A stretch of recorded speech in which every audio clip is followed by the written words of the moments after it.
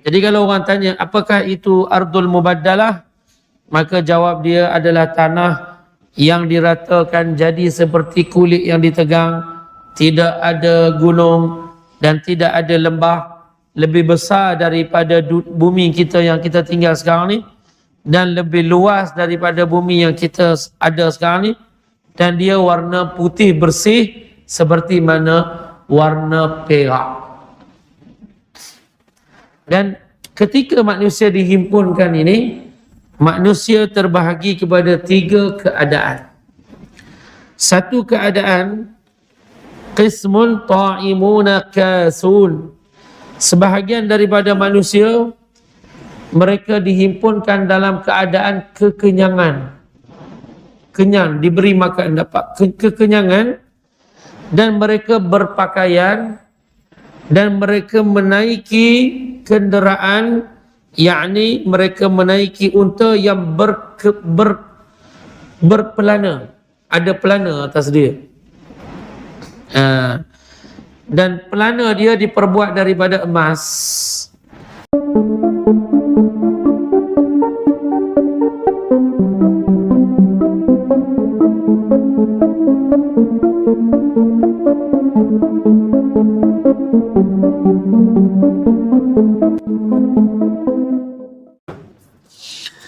A'udzu billahi minasy syaithanir rajim. Bismillahirrahmanirrahim. Assalamualaikum warahmatullahi taala wabarakatuh. Alhamdulillahi rabbil alamin. Wa sallallahu ala sayyidina Muhammad wa ala alihi wa sahbihi at-tayyibin at-tahirin. Allahumma 'allimna ma jahilna wa dhakkirna ma nasina wa zidna 'ilma wa na'udzu bika min hali ahli an-nar wa la hawla wa la quwwata illa billahil 'aliyyil 'azim. Kita mohon dari Allah Subhanahu wa taala agar Allah muliakan kita dengan niat yang ikhlas. Allah ampunkan dosa-dosa kita yang banyak. Allah Subhanahu wa taala matikan kita dengan mati yang husnul khatimah. Kita mohon Allah jadikan kubur kita satu taman daripada taman syurganya. Allah tabaraka wa taala tidak menjadikan kubur kita satu lubang daripada lubang neraka. Kita mohon Allah tabaraka wa taala menjadikan baki daripada umur kita ini dapat kita melakukan ketaatan dan amal yang saleh. Dan kita mohon Allah Subhanahu wa taala menjadikan kita ini, memasukkan kita ini ke dalam syurganya yang firdaus, menyampaikan kepada kita rezeki-rezeki yang halal di dunia ini, dijauhkan daripada kita rezeki yang haram. Amin ya rabbal alamin. Dan kita niat i'tikaf di dalam masjid yang mulia. Alhamdulillah, pada pertemuan dahulu kita membahaskan kitab yang dijudulkan dengan Aujaz Mukhtasarat fi ilmi al-hali ala madhhab as-sadat asy-syafi'iyyah. Pada pertemuan yang lalu, apabila kita sebut perkara-perkara yang penting yang wajib diyakini oleh setiap orang mukallaf daripada perkara yang disampaikan oleh Rasulullah, yang ia benar-benar wahyu daripada Allah tabaraka wa taala, maka kita telah sebut adanya azabul qabr dan adanya kenikmatan kubur. Dan kita telah sebut wajib kita meyakini adanya azabul qabr dan azab dan kenikmatan kubur, dan kedua-duanya berlaku dengan ruh serta jasad. Dan orang yang mengingkari adanya azabul qabr sedangkan telah sabit dalam Al-Quran adanya azabul qabr, seperti mana yang telah kita sebut sebelum ini dalilnya, maka orang ini keluar daripada Islam, murtad, kafir. Dan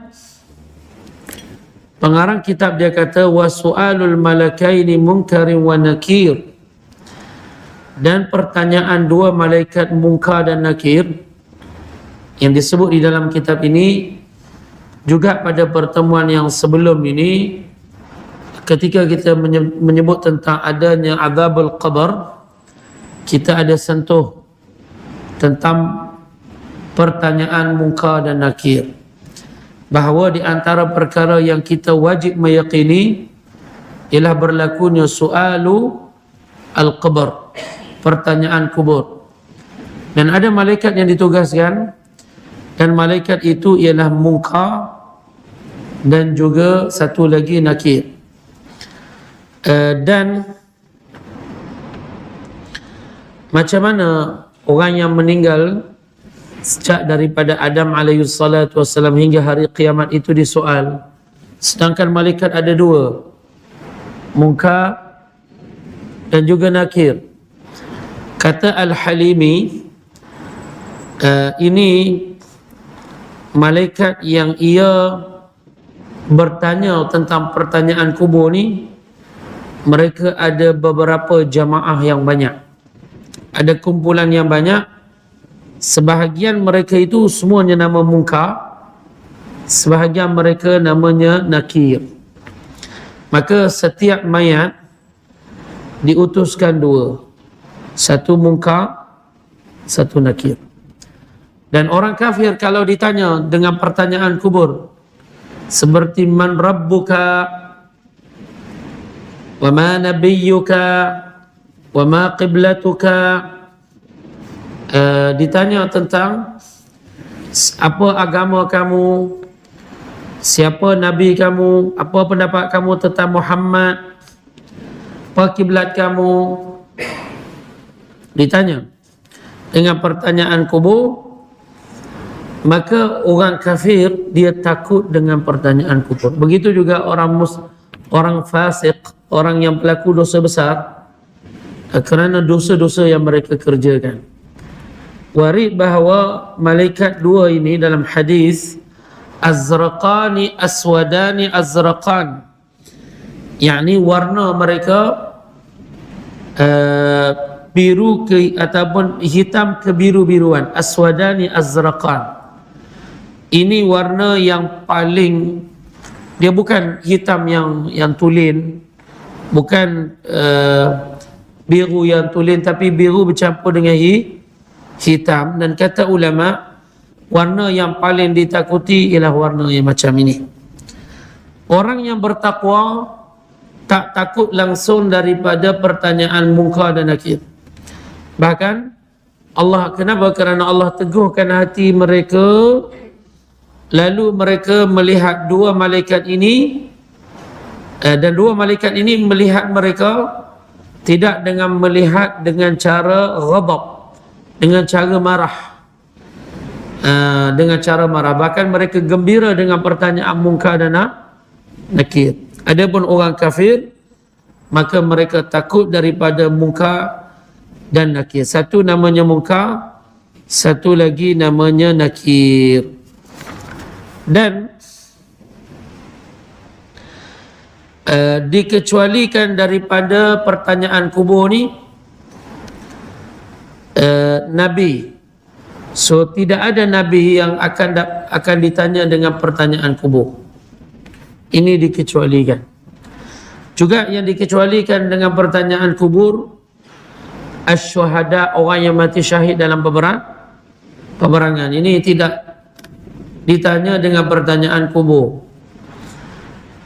Dan begitu juga kata ulama, at-tifl, kanak-kanak, yakni kanak perempuan atau lelaki yang mati sebelum baligh.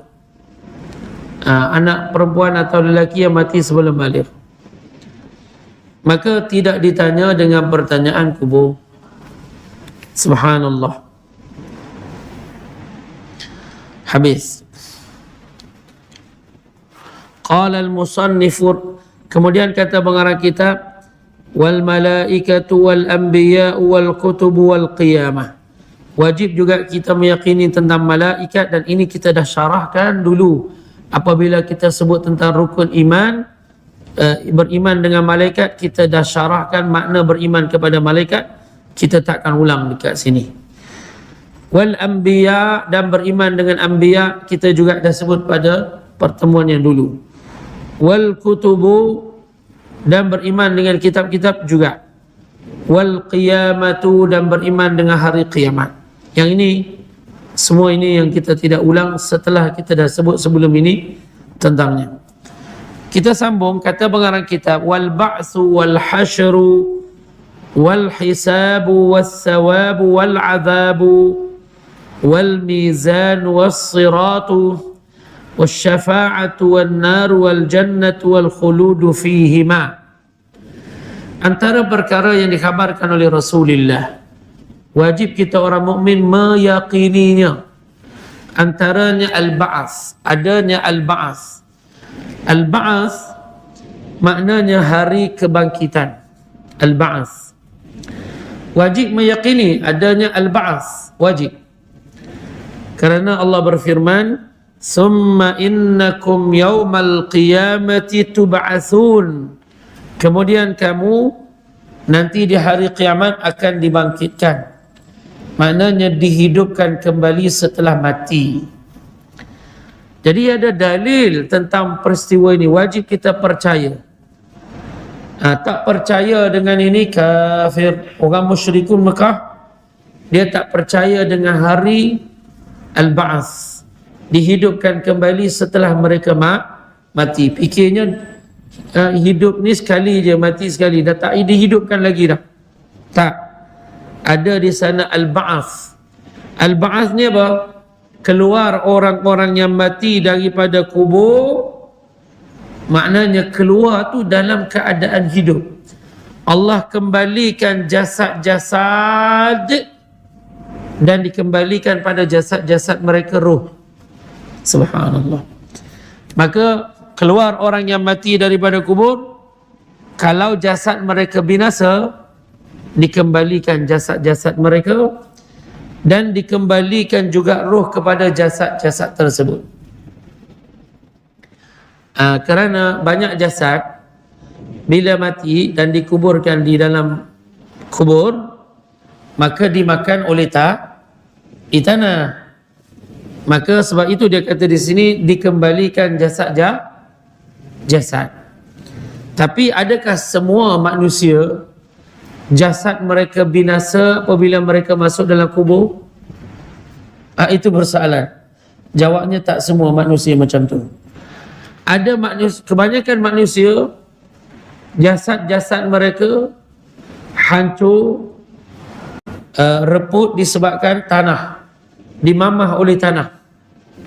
Tapi di sana Allah haramkan tanah memamah jasad-jasad anbiya. Jasad-jasad yang tak dimakan oleh tanah seperti apa? Seperti jasad anbiya. Anbiya, jasad mereka tidak dimakan oleh tanah. Sahih dalam satu hadis riwayat Abu Daud, Nabi berfirman, Nabi SAW bersabda, innal arda la ta'kulu ajsad al-anbiya, sesungguhnya tanah, bumi, dia tak makan jasad-jasad para nabi. So pertama, jasad yang tak dimakan oleh tanah ialah jasad para nabi. Yang kedua, syuhadaul ma'rakah, orang yang mati dalam peperangan. Ada orang yang mati dalam peperangan, walaupun bertahun-tahun dah mati, setelah mereka dikebumikan, jasad mereka tak dimakan oleh tanah. Dulu apabila dibongkarkan di Syam, tempat satu perkuburan, dia orang nak pindahkan jasad-jasad ini, nak buat pembinaan jalan kalau tak silap saya, maka mereka jumpa ada beberapa jasad yang masih memakai pakaian tentera Uthmaniyah, masih kukuh jasadnya dan janggutnya. Biasanya janggut ni dan bulu-bulu yang ada pada jasad kita yang terawal cabut dan hilang daripada jasad. Hak mula-mula repuk sekali, bulu-bulu ni. Sedangkan tentera Uthmaniyah dah berapa lama dah pergi, tapi mereka bila gali masih utuh jasad. Memang ini menunjukkan bahawa jasad-jasad orang yang mati syahid dalam peperangan, jasad mereka tidak dimakan oleh tanah. Juga seperti mana dibuka jasad orang yang mati syahid Uhud.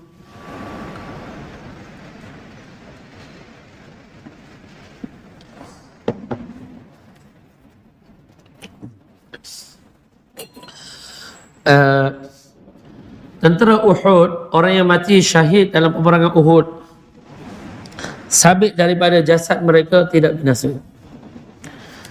Juga ada satu lagi, sebahagian awliya, awliya atau kita sebut satunya daripada mereka disebut wali. Wali maknanya orang yang dia beriman kepada Allah dan Rasul dengan iman yang sahih, dan dia melaksanakan segala perintah Allah yang wajib, dia tak tinggal satu pun daripadanya, dan dia tidak melakukan apa-apa yang haram, walaupun satu daripada perkara yang haram. Dia tak melakukan perkara yang haram, dia tinggalkan perkara yang haram semuanya. Ini orang ini dipanggil dia waliyyu min awliyaillah. Ala inna awliya Allah la khawfun alaihim wala hum yahzanun. Sebahagian awliya, tak semua awliya, sebahagian para wali, jasad mereka tidak dimakan oleh tanah. Bila dibuka kubur mereka, setelah tempoh yang lama, didapati jasad mereka kekal. Ini seperti siapa? Seperti Syekh Abu Amr bin Ibnu Salah. Ibnu Salah ini dia meninggal di Damsyik. Dia ulama hadis, mustalahul hadis, dan dia ni bila dibuka kubur dia untuk isu-isu pembangunan jalan, kalau tak silap saya juga dekat Syria, maka tak boleh nak dipindahkan jasad.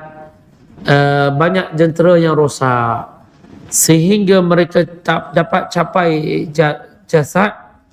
Bila dibuka jasad, dan jasad tu rupanya telah disemadikan sejak 800 tahun lamanya.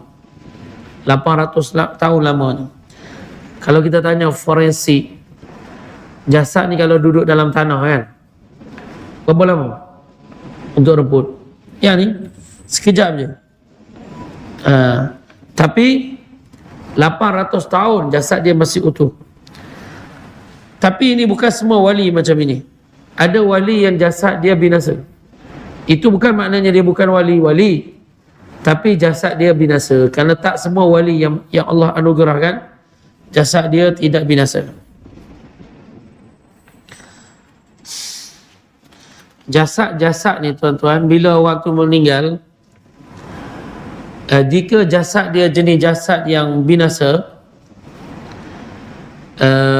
jasad dia akan reput semua, akan hancur semua. Melainkan daripada jasad manusia yang tak hancur, satu tulang namanya ajbuz zanab. Jadi apabila jasad manusia ini hancur semua, takkan kekal sehinggalah nanti dia dikeluarkan daripada kubur, kekal satu tulang daripada setiap orang, iaitu tulang namanya ajbuz zanab. Besar dia kadar biji sawi. Biji sawi pernah tengok? Sebesar biji sawi, duduk dekat tulang monggeng tu, dekat tulang punggung sulbi, hujung dia tu. Yang ni kalau kiranya orang tu mati atas kapal terbang, kan, mati dalam laut, mati dibelah tubuh dia, dia tidak hancur ni, tulang ni. Tulang ni dia tak hancur. Walau sekuat macam mana api sekalipun, tak hancur dia. Dan daripada ajbuz zanab ni diciptakan manusia, dan manusia disusun jasad dia di atas ajbuz zanab. Ini warid dalam hadis yang sahih. Nabi kata, min khuliqal insan, daripada ajbuz zanab. Bila dah mati tinggal ajbuz zanab. Daripada ajbuz zanab dihidupkan kembali manusia. Wa alaihi yurakkab, dan daripada ajbuz zanab ini, tulang yang kecil ini, maka disusun kembali jasad-jasad manusia. Dan ruh manusia juga tak binasa. Allah mengkehendaki ruh tak binasa. Bila dikembalikan jasad, ruh akan kembali kepada jasad. Cuma ruh orang yang bertakwa, dia akan berada di mana ruh orang yang bertakwa? Ruh orang yang bertakwa, dia berada di dalam syurga, fil jannah. Adapun ruh-ruh orang yang dia pendosa di kalangan muslimin, yang mati mereka tak buat taubat, setelah jasad dia hancur, maka dia akan berada di antara langit dan bumi. Orang yang pendosa, dulu dia buat dosa, dia tak buat taubat daripada dosa-dosa dia, ruh dia berada di antara langit dan bumi. Subhanallah. Dan sebahagian daripada ruh mereka berada di langit pertama. Adapun ruh-ruh orang kafir lagu mana?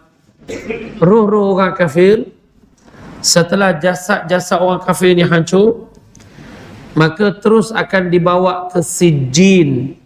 Sijjin ini satu tempat di bumi yang paling bawah. Bumi yang paling bawah ada satu tempat namanya Sijjin. Maka ruh dia akan terus dibawa ke Sijjin. Subhanallah. Manakala orang yang mati syahid, yang mati disebabkan dia memerangi orang kafir, dia mati dalam pertempuran dan mati di medan perang, bukan sebelum dia perang, bukan sebelum dia berperang, dan bukan setelah dia perang dia mati, maka ruh dia warid dalam hadis, setelah dia meninggal dunia terus naik ke dalam syurga. Ini orang yang mati syahid. Dan warid dalam hadis Rasulullah sallallahu alaihi wasallam, dalam hadis Muslim dan sebagainya, arwahuhum fi jawfi tayr khudrin. Ruh-ruh orang yang mati syahid ini, kata Rasulullah sallallahu alaihi wasallam dalam hadis yang sahih, akan berada di tempat jauh, di rongga burung yang berwarna hijau. Burung ni di kawasan jauh, rongga dia di kawasan sini. Burung laha qanadilun mu'allaqah, dan dia berada di mana? Di satu tempat yang seumpama tanglong yang dia tergantung pada arash. Kerana arash ini dia adalah bumbung bagi syurga. Tasrahu minal jannah, mereka mengambil apa sahaja daripada nikmat syurga dari situ, apa sahaja daripada nikmat-nikmat syurga. Ini ruh orang yang mati syahid. Kemudian dia kembali ke tanglung tersebut. Tanglung, lebih bentuk dia tu seperti tanglung. Dan tanglung tadi dia tergantung pada arash, dia duduk di situ. Bila dia nak pergi, dia pergi ambil nikmat daripada syurga dan dia kembali. Subhanallah. Dan jasad dia dapat rasa, bila ruh dia dapat nikmat ini, dia dapat nikmat juga ke tak? Jasad dia yang ada di bumi, kata ulama, dapat juga merasai nikmat itu bila dia duduk di dalam kubur. Walaupun ruh dia dapat nikmat syurga masa tu, jasad dapat nikmat juga ke? Jawabnya iya. Macam mana nak faham? Tahu tak matahari jauh tak dengan bumi? Jauh. Matahari tersebut walaupun dia jauh, cahayanya beri manfaat tak kepada kita yang ada di bumi? Kita dapat rasa tak? Dapat rasa. Macam itulah tentang orang yang mati syahid. Bila dia ambil manfaat daripada syurga, jasad mereka ini yang ada di kubur dapat manfaat daripadanya. Subhanallah. Adapun aulia, orang yang meninggal dunia, dia ni waliyu min auliyaillah, maka ruh dia terus masuk ke dalam syurga, ruh dia bertukar jadi burung. Nah, ini warid dalam hadis Rasulullah. Yang saya sebut ini benda yang ada dalam hadis Rasulullah sallallahu alaihi wasallam yang diriwayatkan oleh Malik, An-Nasa'i dan sebagainya daripada hadis Ka'ab bin Malik. Nabi sallallahu alaihi wasallam bersabda, "Innama nasmatul mu'min tayrun." Sesungguhnya ruh orang mukmin itu jadi burung terus. Bukan kata macam orang mati syahid, ruh dia duduk di halkum burung. Burung tu bawa dia pergi ke syurga.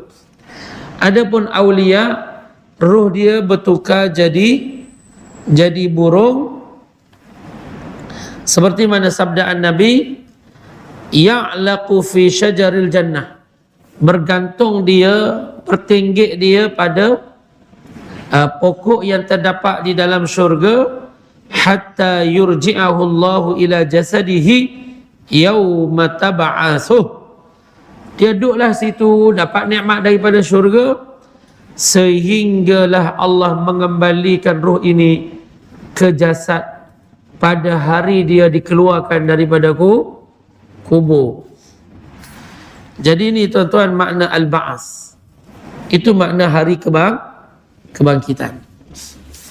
Kemudian kata pengarang kitab, wal hasyar, hari perhimpunan. Di antara perkara yang wajib kita meyakini ialah adanya al-hasyar. Al-hasyar sesuatu yang betul-betul terjadi, tidak syak lagi. Makna dia ialah bila keluar jasad-jasad daripada kubur, ada malaikat yang datang. Malaikat ini ditugas mendorong setiap daripada orang yang keluar daripada kubur-kubur mereka pergi untuk dihisap. Malaikat ini yang kumpulkan mereka, menghimpunkan manusia setelah mereka keluar daripada kubur ke satu tempat.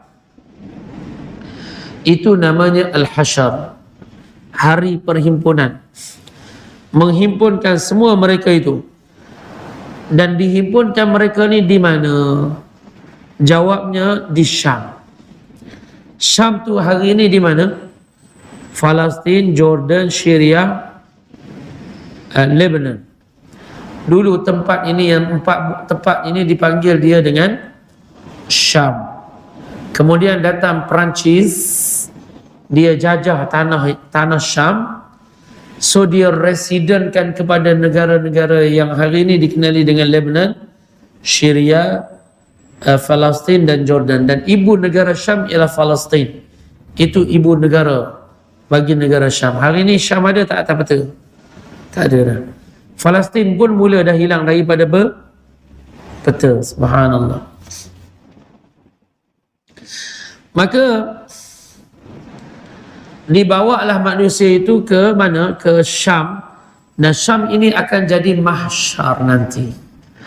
Tetapi seperti mana warid dalam hadis Rasulullah sallallahu alaihi wasallam, tanah Syam ini akan diluaskan seluruhnya. Maka diluaskan dan diganti ke atasnya. Dan bumi yang diganti di atasnya ni, diganti padanya, dipanggil dia Ardul Mubaddalah. Apa nama? ardul mubaddalah, bumi yang diganti. Dia ni, bumi ni tidak ada, dia berada di Syam, luas dia lebih luas daripada dunia kita ni. Diluaskan dia lebih luas daripada dunia kita, dan tidak ada pokok, tidak ada gunung, dan tidak ada lembah. Dia jadi tanah rata yang tidak ada tanah tinggi dan tak ada tanah rendah. Dan dia seperti kulit yang ditegang. Nak tunjuknya betapa dia rata tu. Subhanallah. Dan nanti hisab nanti di atas ini, di atas ardul mubaddalah. Tapi sebelum sampai ke ardul mubaddalah, manusia bila keluar daripada kubur kan, ada malaikat akan bawa mereka pergi ke satu tempat yang gelap. Kemudian bila sudah diratakan tanah di Syam, dan tanah itu dipanggil ardul mubaddalah, baru dipindahkan semua manusia ke tanah ardul mubaddalah, dan di sini akan dihisab. Jadi kalau orang tanya apakah itu ardul mubaddalah, maka jawab dia adalah tanah yang diratakan jadi seperti kulit yang ditegang, tidak ada gunung dan tidak ada lembah, lebih besar daripada bumi kita yang kita tinggal sekarang ni, dan lebih luas daripada bumi yang kita ada sekarang ni, dan dia warna putih bersih seperti mana warna perak. Dan ketika manusia dihimpunkan ini, manusia terbahagi kepada 3 keadaan. Satu keadaan, qismun ta'imuna kasun. Sebahagian daripada manusia, mereka dihimpunkan dalam keadaan kekenyangan. Kenyang, diberi makan, dapat kekenyangan, dan mereka berpakaian, dan mereka menaiki kenderaan, yakni mereka menaiki unta yang